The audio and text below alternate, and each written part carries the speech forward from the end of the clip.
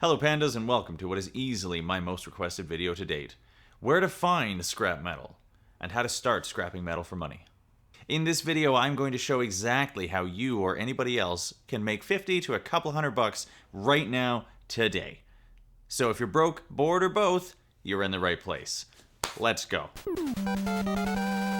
Let's jump right into it. You gotta start somewhere. Here's where I suggest. Pull out the old hand portal and go online to classifieds like Kijiji, Craigslist, Facebook Marketplace, any of the others, doesn't matter. Search up free scrap metal, free scrap microwave, scrap barbecue, scrap TV, doesn't matter, something like that. There are people giving stuff away and they realize scrappers exist and will come and pick it up for free.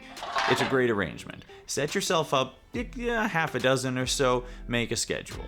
You'll need some tools, and as a minimum I suggest gloves, a magnet, a hammer, a screwdriver, a pair of wire cutters, and some kind of grips. For extra credit you could bring a cordless drill, some eye protection, and a cordless angle grinder or sawzall.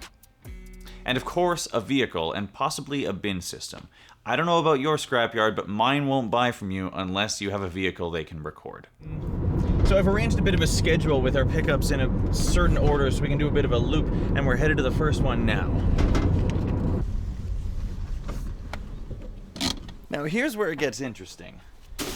See, these scheduled pickups, they don't actually matter. They're just a starting point, a loose guide to get us out of the house and covering some ground. Plus a bit of insurance to make sure we at least make enough to cover gas.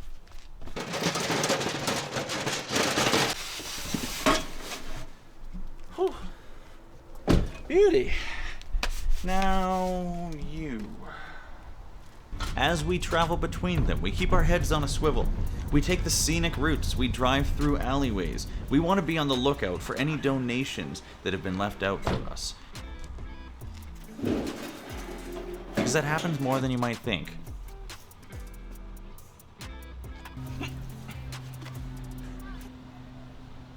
Found a turbo. Oh, jeez. We're hoping to find a rollout bin just loaded with goodies. Now, a lot of them just have scrap wood or drywall or yard trimmings, but some of them are from renovations or hoarder clearouts. Those are where the treasure's at. Maybe somebody's just renovated their bathroom and thrown out the brass taps or a bit of copper pipe or a stainless steel sink. Maybe somebody just pulled a midnight move or had a bad breakup or a garage to empty and just needed a whole pile of stuff to disappear real fast. Well, we're here to help. Check your local laws and don't get yourself in trouble, obviously, but on a general note, these big bins charge a flat fee and they can't be loaded over the top, so you'll be doing people a favor by making a little bit more space and packing it in better. But it's important to be honest and polite when you run into the owner. Thank you for thinking of me. In my experience, people are usually happy to let you go about your business and will even kick you down a few scraps if you're decent and respectful.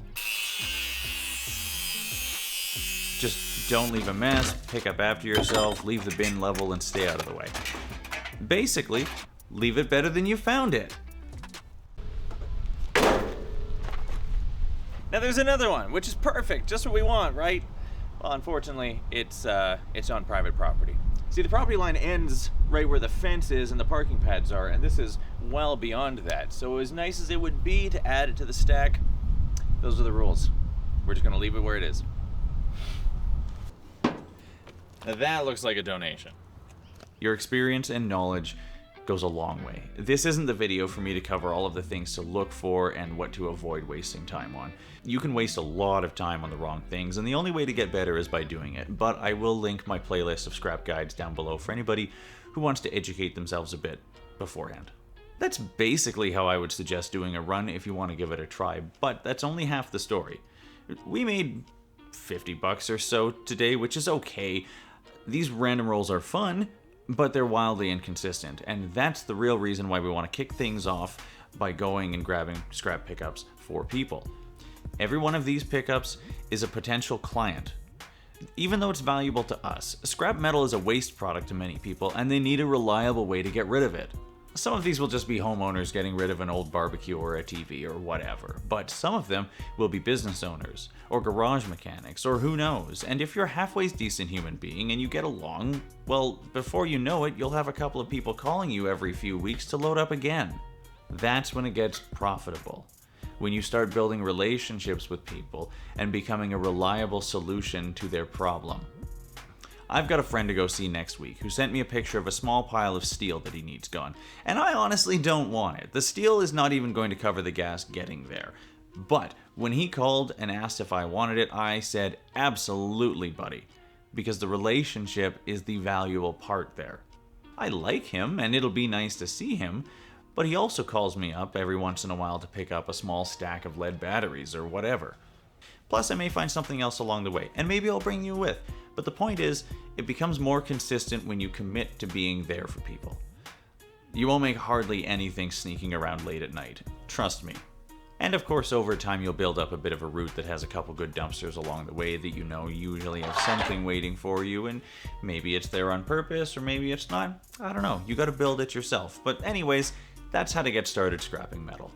Again, check your local laws about bins and such. I know it's a hard no in the UK, and that sucks, but there's nothing in those worth getting yourselves in trouble over. I hope you found this a helpful way to kick things off, and if so, please hit the like button because that'll help everybody else find it as well. And I would love to read some comments about how you got started if you're not actually brand new at this.